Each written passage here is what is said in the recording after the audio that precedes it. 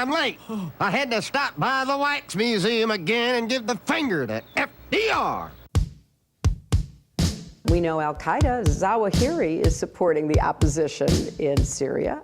Are we supporting Al-Qaeda in Syria? It's a proud day for America. And by God, we've kicked Vietnam syndrome once and for all. Thank you very, very much. I say and I say it again, you've been had. You've been took. You've been hoodwinked. These witnesses are trying to simply deny things that just about everybody else accepts as fact. He came, he saw, he died. Well, we ain't killing their army, but we killing them. We be on CNN like, say our name, bitch, say it 3 times. The meeting of the largest armies in the history of the world. Then there's going to be an invasion. All right, you guys, introducing Mike Maharrey from the 10th Amendment Center. That's 10thamendmentcenter.com. Ooh, he got in trouble with the U.S. government the other day. Welcome back to the show. How's it going? Hey, Scott. It's great to be on. I always appreciate you having me. This is my favorite show to be on, by the way. Oh, good. Well, I'm trying not to screw up too bad. Well, you can't screw up. It's your show. So if there's any screw up, it's my fault, right? Probably not. Yeah, well. Hey, so listen, when I say you got in trouble by the state there, I mean official government propagandists challenged your claims on official Russian propaganda channels. Right. So, okay, fair enough. These things happen. So you went on the RT and you made some claims. And then what happened was the Voice of America attempted to take you to task, I guess is the best way to put it. So let's start out with you carrying water for the Ruskies here. What was all that about? Yeah, I was a Russian bot. And, you know, I knew I was going to get some crap for going on RT. And I get it. But my thought is, you know, if somebody's going to give me a platform to say what I'm saying every day and talk about U.S. foreign policy, particularly in this case, the economic warfare that the United States wages, which, you know, it's often the prelude for the shooting wars. We do all these sanctions and maneuver countries into a corner. So they offered to let me talk about it. And so I did. The original interview was actually a live TV interview, and then they did a little web story based on what I said on the thing. And basically what I said was that the United States uses the dollar as a weapon, and that uses the SWIFT payment system, which is the global system that moves payments all across the world. It's done in dollars, and the fact that it's done in dollars gives the U.S. a tremendous amount of influence over it, shall we say. And they use this as a foreign policy tool, particularly to enforce sanctions. So this is what I said. This is really not debatable. And so the Voice of America, they have a fact-checking arm called polygraph.info, which I'd never heard of before. I don't really think a lot of people actually read this, but, you know, it's out there. Yeah, not to be confused with antipolygraph.org, the great website of the heroic George Matschke there. Go ahead, sorry. Yeah, that's a much better website. Go there. But yeah, so they sent me an email and asked me a couple of questions and asked if I had been quoted properly, which of course I had because it was a live segment, so they really couldn't quote me improperly. And I made the decision not to respond to the email because I knew you could tell by the tone of the email that they were basically it was going to basically be a hit piece on what I said. And I figured that anything that I contributed would probably be used against me or misconstrued. So I just decided to ignore their email, but instead actually respond to what I figured that they would say before they actually said it. So Michael Bolden and I got together, and he's the executive director over at the 10th Amendment Center, and we put our heads together and we decided, you know what, we're going to respond to this because we knew I'd done some research. I know the Voice of America's position on this. They claim that the words that they use is that the U.S. government has no control over SWIFT, which is technically true. They don't have direct control over it. You know, they don't run it, but they have tremendous amount of influence. So I actually went through, did a real long article debunking what I knew that they were going to say, laying out the case, using a lot of documented information from mainstream news sources like Bloomberg and Reuters and others to show that the United States does indeed put pressure on SWIFT to cut people and banks and countries out of the payment system in order to push that foreign policy. And so I did that. We wrote the article, and interestingly, the Voice of America folks actually did their fact check based on the pre-rebuttal that I did, which was kind of fun. And we did, which is big of them, by the way, that they could have just gone with what you said on RT, but they went for the more substantive follow-up. And listen, I mean, I have to say to you, my friend here, that their criticism of what y'all wrote is just devastating here. For example, they say, in February 2012, SWIFT responded to U.S. and international pressure and agreed to cut off Iranian banks from the system as part of sanctions against that country. So, yeah, obviously, you've been completely wrong. Refuted here. Yeah, it was devastating is a great word to use. And, you know, I like the way Daniel McAdams, we had some back and forth on this as well. And Daniel put it really well. He basically said they confirmed everything that you said and then called you wrong. Right. Yeah, exactly. Right. That was the fact check. Yep. And, you know, this is the truth. This is a fact. The United States uses its position as the world's economic power. It uses the dollar as the official reserve currency, and they use that as a weapon in foreign policy.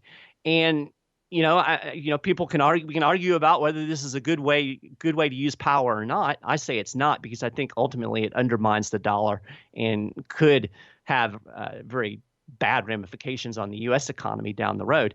But to try to say that the U.S. doesn't do that is just absurd. And the fact that they went to the trouble to fact check Mike Maharrey, I mean, who the hell's Mike Maharrey, right? Shows that this is a narrative that they really don't want to get out there in the mainstream. They really want to crush this down. And this isn't the first time they've tried to debunk the notion that SWIFT is a foreign policy tool. They did it way back in as far back as like 2012, 2013. So this isn't anything new. This is something that they don't want you to know. Hey, but didn't they just didn't they just succeed in kicking Venezuela out of SWIFT as well? I think that they probably did. You know, sorry, I should have Googled that while you were talking to make sure, but I could swear I remember that from just a few months ago. I'm thinking that's true. And, you know, it's part of the broader economic warfare that goes on. And we don't talk a lot about that. We talk about the shooting wars, and the economic warfare is, you know, in some ways can be even more devastating. We know that some 300,000 children died as a result of economic sanctions on Iraq before the invasion of Iraq. That's a lot of kids. You know, that's a serious impact on innocent people because a bunch of governments are pissed off at each other. And we don't talk about that. And then, like I said, oftentimes this foreign policy tool is used and they maneuver countries into a corner.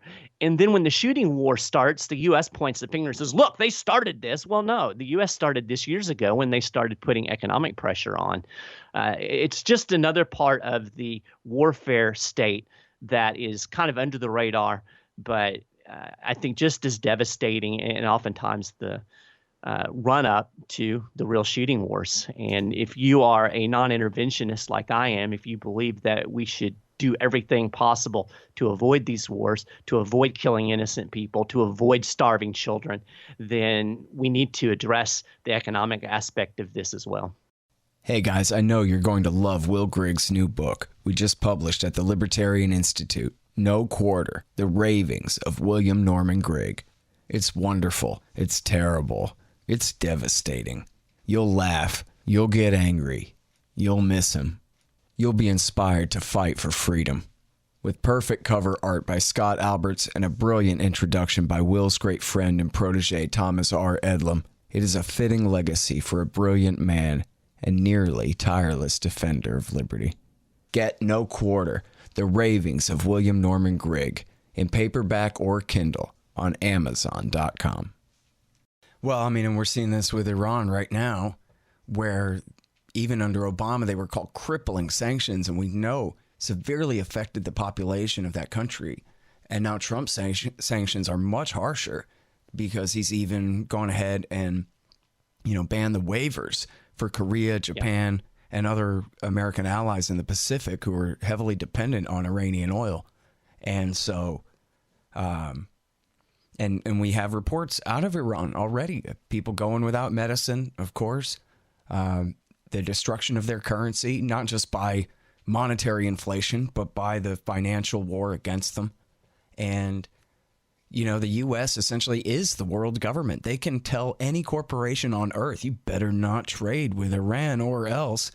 And other than the Chinese, pretty much any other company from any other country in the world must bow down to that, SWIFT or otherwise. And we see from, there's no ban on medical exports to Iran. It's not like that. But what it is that the shipping companies just won't dare to defy the sanctions. The central bank isn't there to clear the transaction and all this kind of stuff. And so it just doesn't happen. The trade breaks down even without specific sanctions on those specific goods. Yeah, exactly.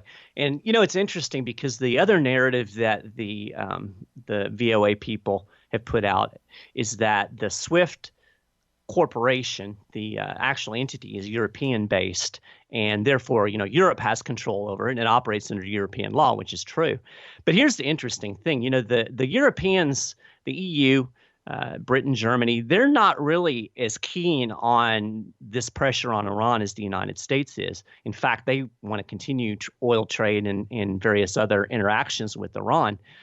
They didn't want to remove themselves from the nuclear arms deal. So what the Europeans have done is they've created an alternative payment system in order to circumvent SWIFT and to circumvent the U.S. sanctions. So if Europe has so much control over SWIFT, that would raise the question, why in the hell did they have to create an alternative payment system in order to get around the sanctions? I mean, why couldn't they just put the pressure on SWIFT and say, hey, let us do our transactions? Well, they couldn't do that because the U.S. is the 500-pound gorilla in the room. And, even China isn't immune. Back when the United States was ratcheting up sanctions against North Korea under the Obama administration, the United States directly told China that if they did not go along, if they tried to defy the sanction regime, that they were going to basically lock China out of the SWIFT system. And, when you start swinging a billy club around, when you start bullying people, you need to watch out. You darn well better be able to back up what you're saying. And that's what really concerns me just from an economic standpoint, because, all the Chinese really would have to do to cripple the U.S. economy is start dumping U.S. treasuries on the market. I mean, they hold trillions of dollars worth of U.S. debt. The United States depends on China to monetize the debt and actually maintain the empire that it has. It's playing with fire with these economic sanctions. We all know that the U.S. is probably, not going to get beat in a shooting war, at least not directly. I mean, I guess they could get bled into oblivion, but the economic warfare is a little bit shakier, and countries across the world, Russia, China, and not just them, we're seeing countries like Poland, Hungary, buying gold, trying to diversify away from the dollar. So people are getting tired of it. And at some point, the house of cards is going to collapse, and the United States is going to find itself in a position where the dollar isn't all that strong. And that's not going to be good for the U.S. economy. Well, I just don't understand why you're such an isolationist. Yeah, isn't that weird? And I'm not an isolationist. In fact, think about this. We're arguing about sanctions. Isn't sanctioning somebody isolationist? You're trying to isolate them.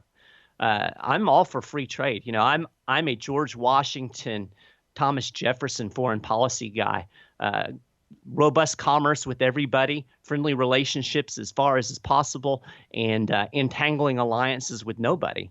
And, that's a big part of the problem is the U.S. has gotten into all these tangled alliances with countries like Israel and NATO and all of this stuff, and used that position to basically empire build. I don't think it's an exaggeration to call the U.S. an empire. Some people bristle at that because it has negative connotations, but, we call a spade.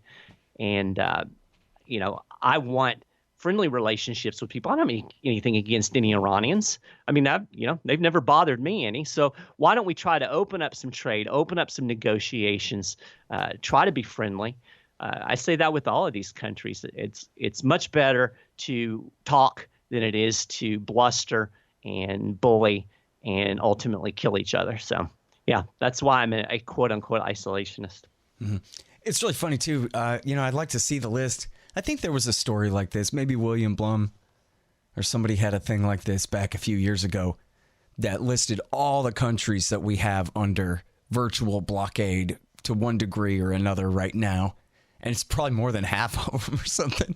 Even though, most of the countries in the world are America's allies, we still got sanctions on some of them.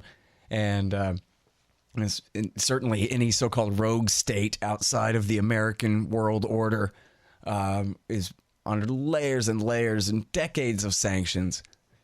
And then, if you oppose that, there is no other term. I mean, American media, they cannot. I don't know if you even saw this where, I don't know if you saw this where even they couldn't pronounce non-interventionism. They were talking, a TV station was talking about Tulsi Gabbard, and the guy's like, non-intervention. Sorry, that's such an alien concept to me. I have no idea what these people are talking about.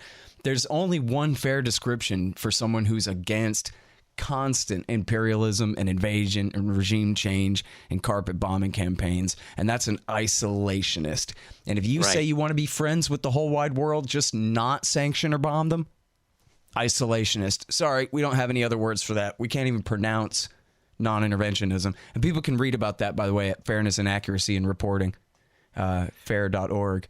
They had a write-up about that. The other thing that's interesting in along those lines is, people that get into any kind of prominent position that take a non-interventionist position end up getting unpersoned. They're trying to unperson Tulsi Gabbard now, and there's a lot of things wrong with Tulsi, and I don't even know that she's the best foreign policy person in the world, but she's certainly more non-interventionist than anybody else that's out there in the Democratic Party right now. But you look at it, they're trying everything in the world to discredit her. They ignore her. When they do have her on, they throw hardball questions at her as opposed to the softball stuff that they throw at the other candidates. And we saw the same thing with Ron Paul when he was running.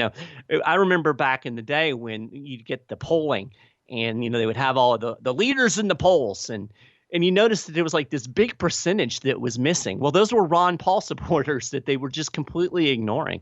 So if you are a non-interventionist, if you actually believe that it's not a good idea to kill people all over the world, starve children, and cripple other countries' economies, well, then you deserve to be unpersoned and not even fit to have a voice on the stage. It's the one place where you can always guarantee that you'll get bipartisanship, and that's when it comes to sticking its nose into other corners of the world. All of a sudden, we have all the bipartisanship you could ever want. Yep. And the funny thing is too, though, is for crafty politicians, this is a huge gap.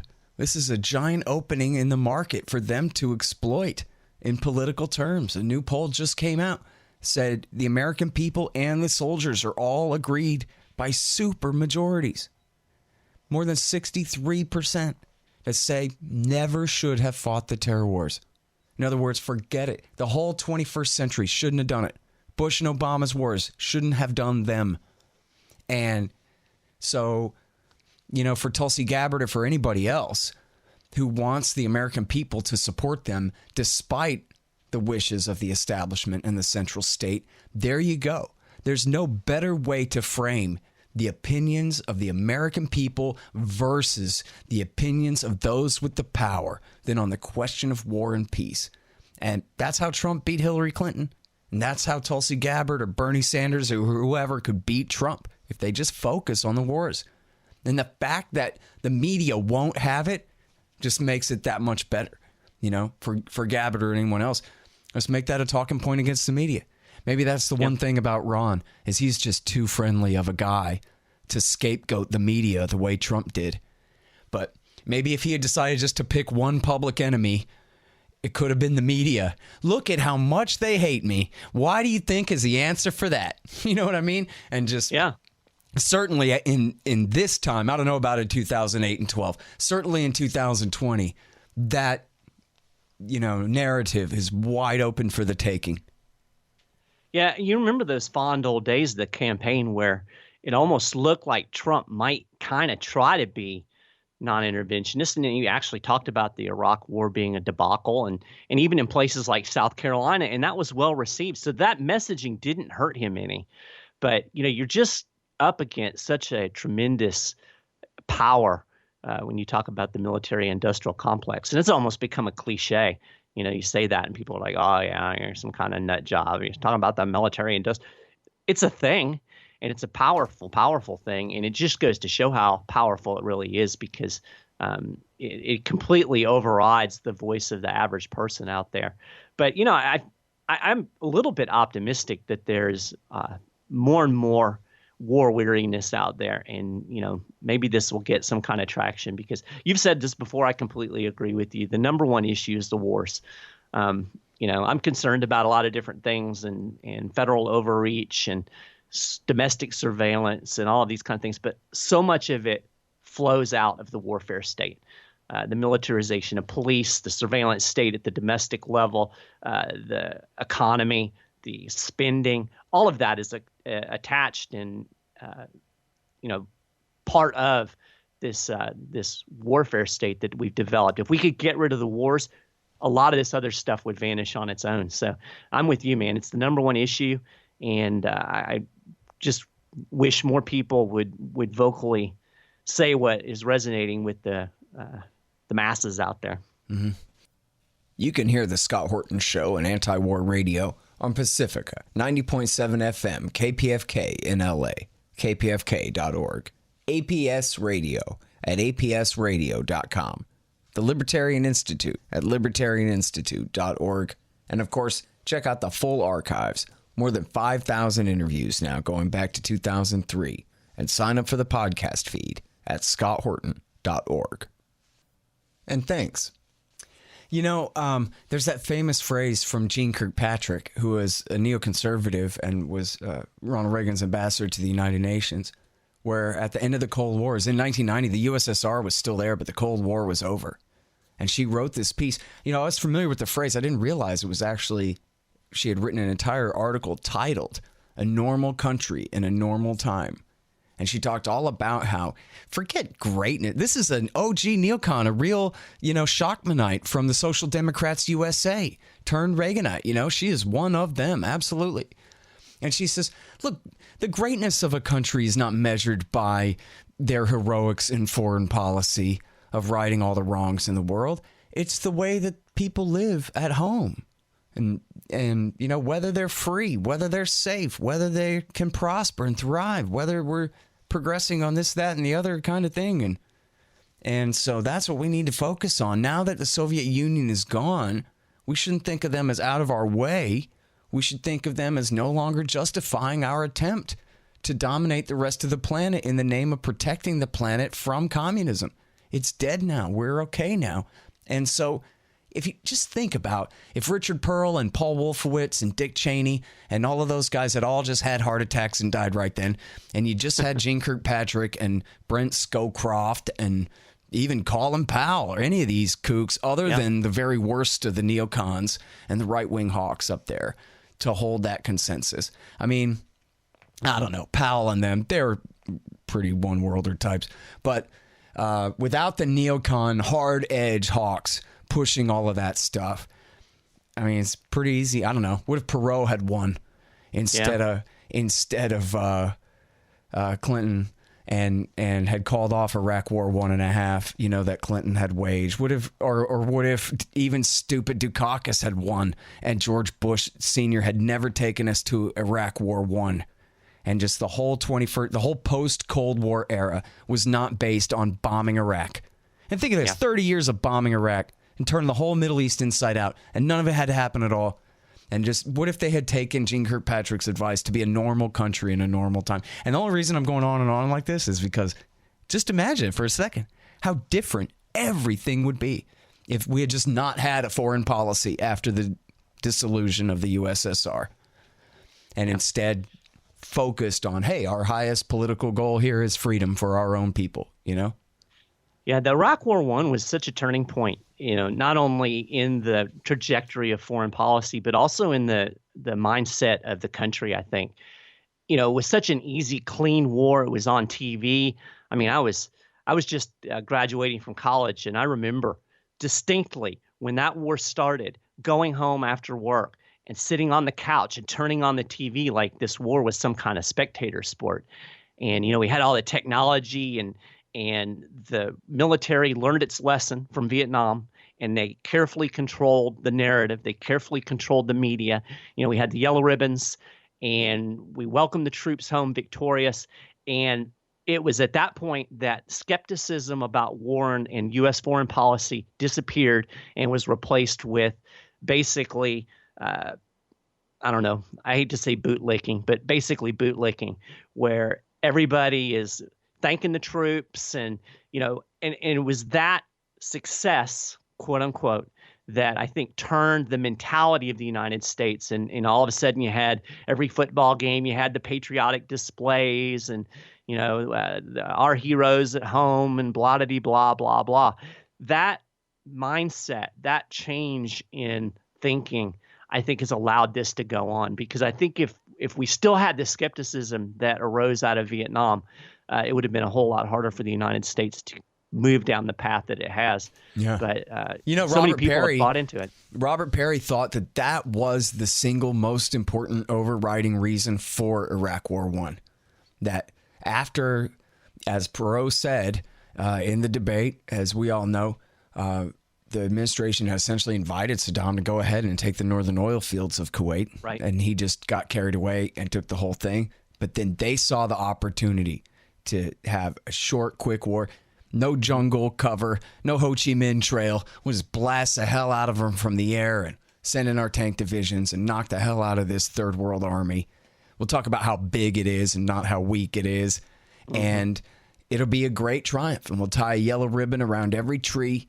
And then, as Bush Sr. said, I have the quote here somewhere, we have finally, by God, it's a great day for America. We have kicked the Vietnam syndrome. That was this terrible disease of the American mind that the people were reluctant to send their sons off to any more of these complete debacles. And Bush Sr., of course, had said repeatedly, and this was the cover of Newsweek, was this will not be another Vietnam. That was 30 years ago. Yep. We're still fighting in Iraq right now. Yeah, exactly. The thing that's interesting, too, I took a really interesting class when I was in journalism school, which was like 06, 07. And I was still pretty much in neocon mode at this point. So I didn't really appreciate it to the degree that I do now looking back.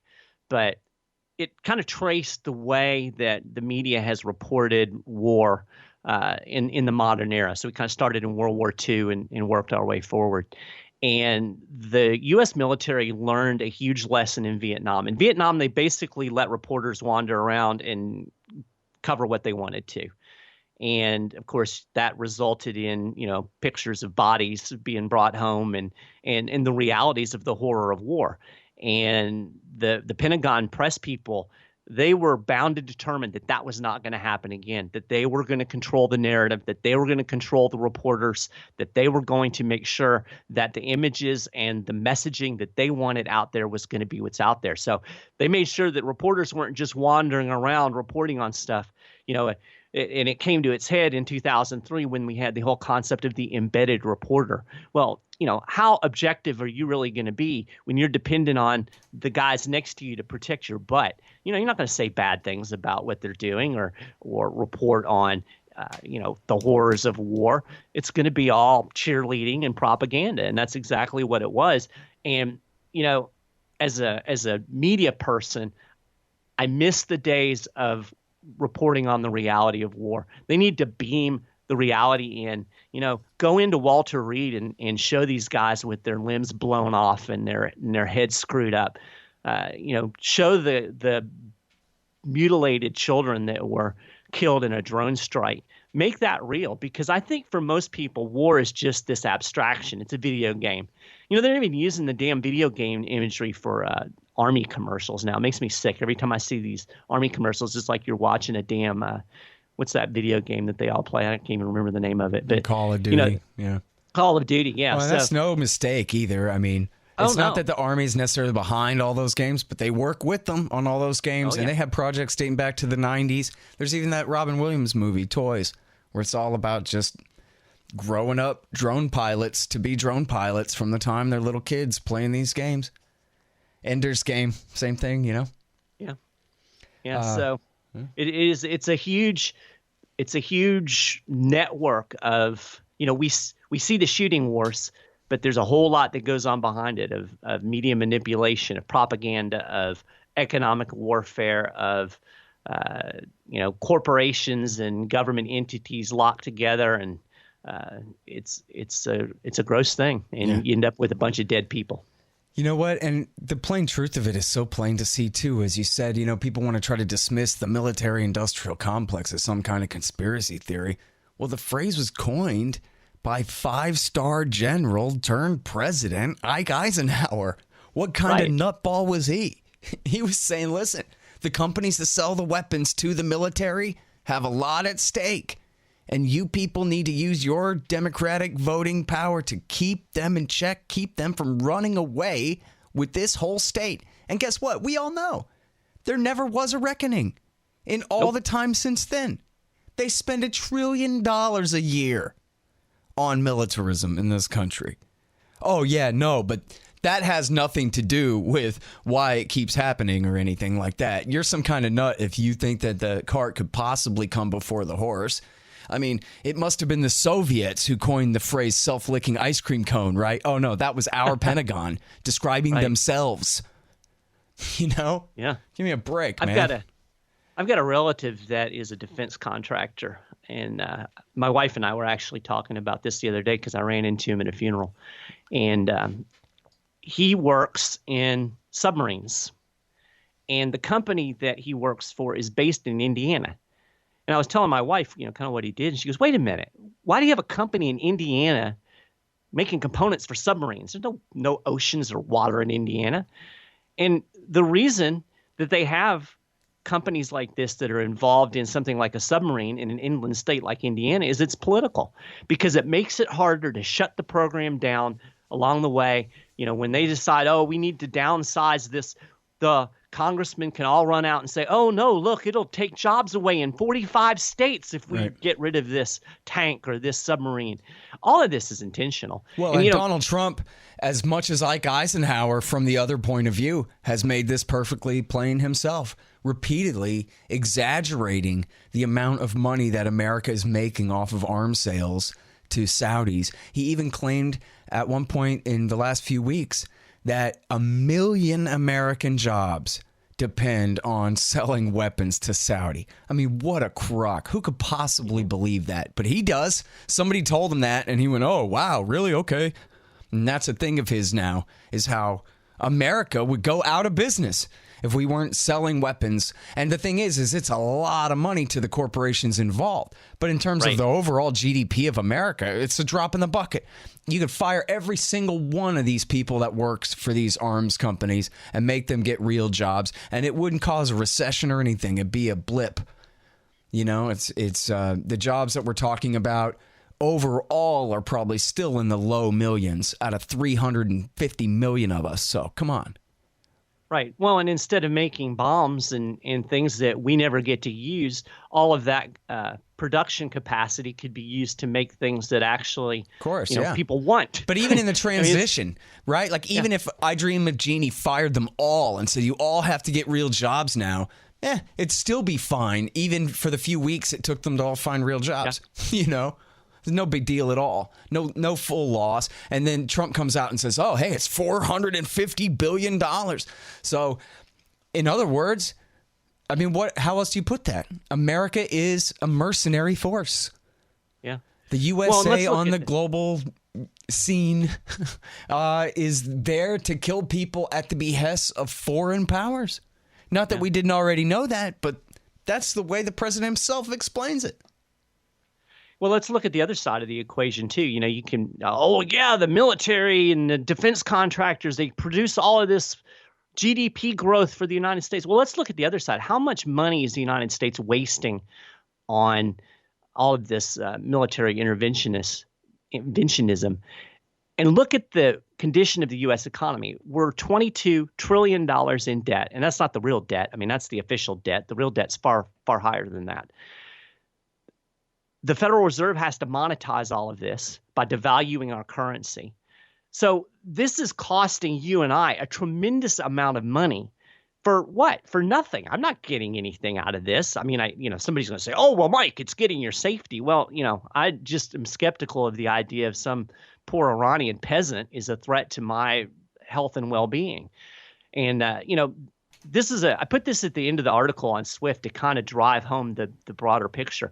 Since 2001, U.S. wars have cost each American taxpayer $23,000. So think about this.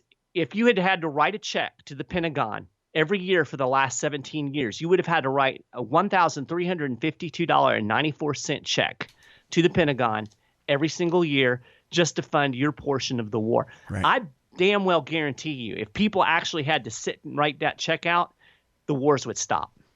And, too, people want to fantasize and daydream and think, well, my money went to provide cover fire for our brave infantry guys on the front line. But no, it didn't. It actually was just stolen, embezzled money that never did go to pay for some tires they didn't need for a plane they weren't flying or some insane thing.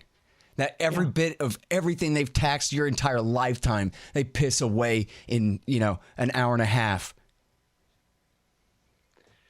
That's the sad. That's the part that actually makes me so mad too, because I'm a working class kind of a guy, and what's the hugest of margins to me was the amount of wealth they take from me and from people who make the kind of money that I make is everything to us. It's the difference between some health care for our wife or not. It's the difference between private or public school, or the difference between having bail money for your brother or not, or God knows what. It's everything to us. And yet to the government that taxes us, there's nothing. We're talking about fractions of remainders on the edge of a thing that was all just waste in the first place. A whole lifetime worth of taxation just evaporated away into the ether, Hate them. I do too. Sorry. And I got a chip on my shoulder. It's not ever going away, Mike. I'm just stuck like this. I'm with you because I tell you what, every single month, $350 disappears out of my checking account and goes to the IRS. Man, oh man. Yep. And it ain't personal. It's it's for everybody. That's the thing. And by the way, and I'm sorry, I'm so late and out of time. I wanted to talk less and give you a chance to talk more about the 10th Amendment Center. But what I will do is I will tell everybody to go to your website. First of all, check out your this article at RT. U.S. is using SWIFT as a kind of billy club, is a story about Mike's appearance there. And then this hilarious confirmation in the guise of an attack on Mike is at polygraph.info. It's called RT falsely claims U.S. uses SWIFT as a weapon. And they go on to confirm every bit of it in there, of course. And then, again, 10thamendmentcenter.com. It's Mike and the great Michael Bolden over there as well. And they got write-ups for you on all of this. It's all about interposition, nullification, and the process of using power from the bottom up to tell the national government to stop as best as possible. It's really great stuff, and please, everybody, go look at it. 10thamendmentcenter.com. Thank you very much again, Mike. Great to talk to you. Thanks, Scott. It's always a pleasure. All right, y'all. Thanks. Find me at libertarianinstitute.org, at scotthorton.org, antiwar.com, and reddit.com/Scott Horton Show. Oh, yeah, and read my book, Fool's Errand, Time to End the War in Afghanistan, at foolserrand.us.